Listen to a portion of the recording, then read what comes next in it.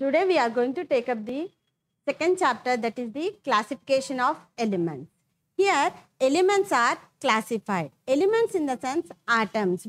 We should consider those as the atoms.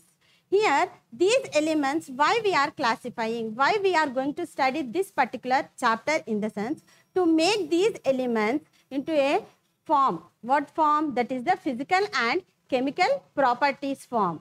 Thereby, to study these particular information, we are making these particular classification of elements.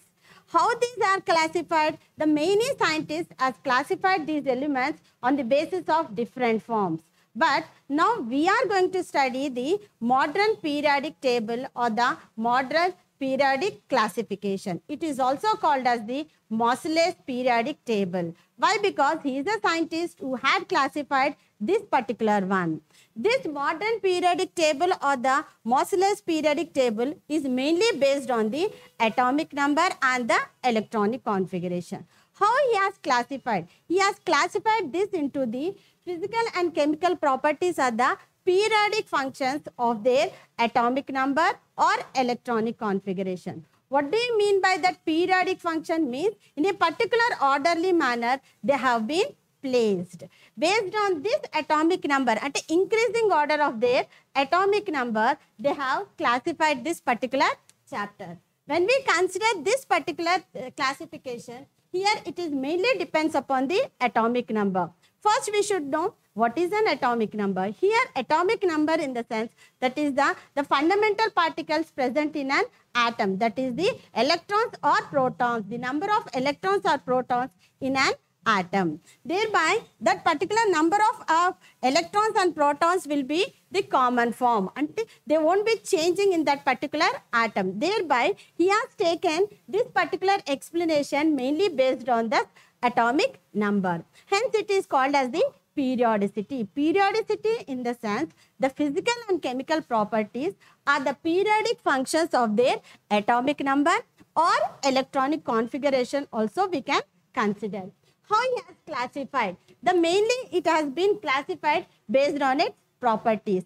When we take up these properties, here it has been classified into 7 periods and 18 groups. The whole table has been classified into 7 periods and 18 groups.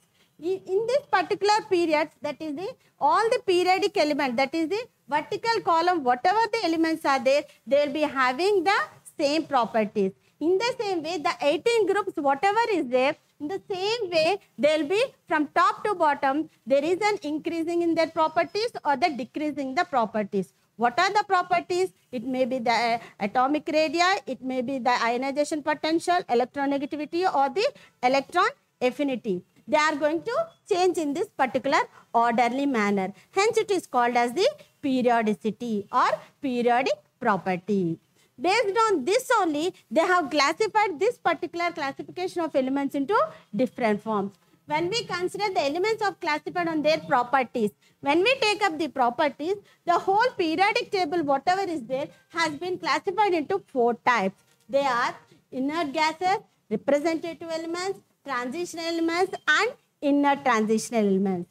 When we take up the inert gases, they are the stable electronic configuration. Why they have stable electronic configuration? In the sense, they are also called as the zero group elements, which are placed at the last. Okay, these particular zero group elements are also called as inert gases. Why they are inert gases? Why? Because they won't take part in the bonding. They are having the stable electronic configuration. What is the stable electronic configuration of this particular inert gases is NH2, NP6. There are no. Why? Because we all know s orbital has the capability of maximum of 2 electrons. P orbital has the maximum of 6 electrons.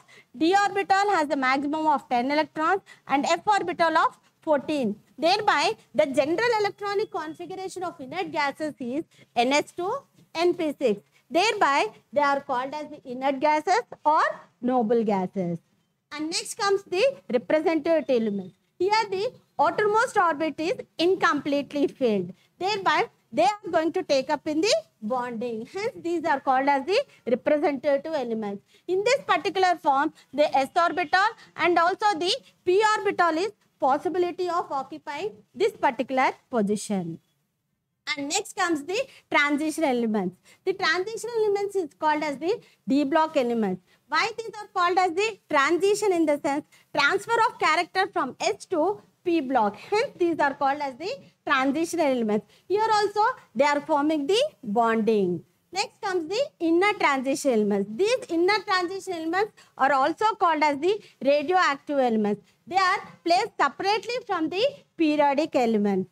Thereby, this particular periodic table, whatever is there, that down to that there is the F block. Those are called as the inner transition elements or radioactive elements. Why they are called as the radioactive means when the sunlight is exposed on that particular element, they produce certain radiations. The radiations may be of alpha, beta, gamma radiations. Hence, they are placed separately. They will be used in the nuclear reactors. Hence, they are called as the radioactive elements or inner transitional elements. In this way, based on their properties, they have been classified. In the same way, these elements are also classified on the basis of the electronic configuration. In the sense, if the differentiating electron enter into s orbital means, if it is stopped by s orbital only, then that is called as that particular block. Thereby, we have 4 different types of block. They are S block elements, P block elements, D block elements and F block elements.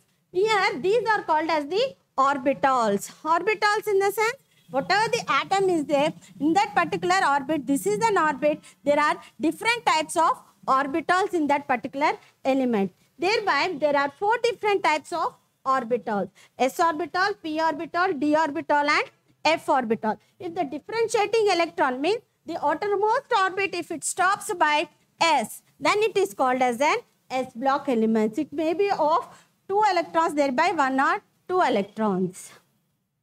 In the same way, the P block elements. P block elements in the sense, if the differentiating electron enter into P orbital, then it is called as a P block elements. Here also it may be NS2, NP6. It is capability of 6 electrons in its outermost orbit. If it ends by P block, P orbital, then it is called as the P block elements. In the same way, the D orbital also. If the differentiating electron means, what do you mean by differentiating electron? The combining capability of any electron which is unpaired in that particular area is called as the differentiating electron. If the differentiating electron enter into D orbital, then they are called as the D block elements. In the same way, F block also. If the differentiating electron enter into F, then it ends by the F block elements. In this way, the elements have been classified based on its properties and also based on its electronic configuration. In this way, the classification of elements have been taken up.